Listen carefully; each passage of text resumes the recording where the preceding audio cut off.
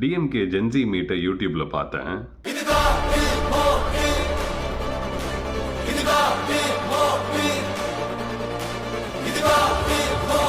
நம்ம சொந்த ஊரை விட்டு இன்னொரு ஊருக்கு வேலைக்கோ இல்லை படிப்புக்கோ போகும்போது ஏதாவது இம்பார்ட்டண்ட்டான ஒரு நிகழ்வு நம்ம ஊரில் நடந்தது அப்படின்னா நம்ம ஊரை ரொம்ப மிஸ் பண்ணுவோம். எனக்கு இந்த டிஎம்கே ஜென்சி அந்த மாதிரி தான் ஒன்று.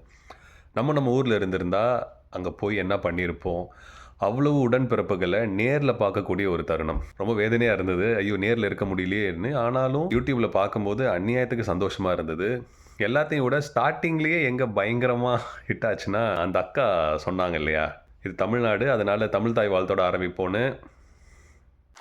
நிகழ்ச்சியின் முதல் நிகழ்வாக இது தமிழ்நாடு, அதனால முதல்ல தமிழ் தாய் வாழ்த்து பாடலாமா?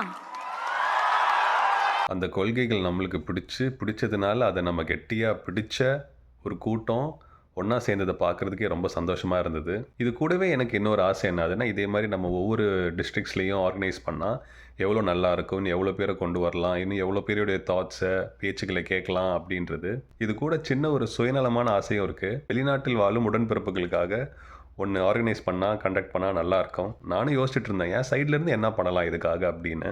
ஏன்னா யூடியூப்பில் இந்த வீடியோவை பார்த்துட்டு இருக்கும்போது துப்பாக்கி படத்தில் சத்யன் சொல்லுவார் இல்லையா, நான் இருக்க வேண்டிய இடம் அப்படின்னு. நான் இருக்க வேண்டிய இடம் அப்படிதான் எனக்கு ஃபீல் ஆச்சு. இப்போ இருக்கிற பெரிய பிரச்சனையே பொய்கள் காட்டு தீ மாதிரி பரவுறது தான். பொய்க்கும் உண்மைக்கும் இப்போ இருக்கிற என்ன ஒரு பிரச்சனைனா, பொய்கள் பறக்குது, உண்மைகள் நடக்குது. வாங்க பேசுவோம். வாழ்க ஜனநாயகம்.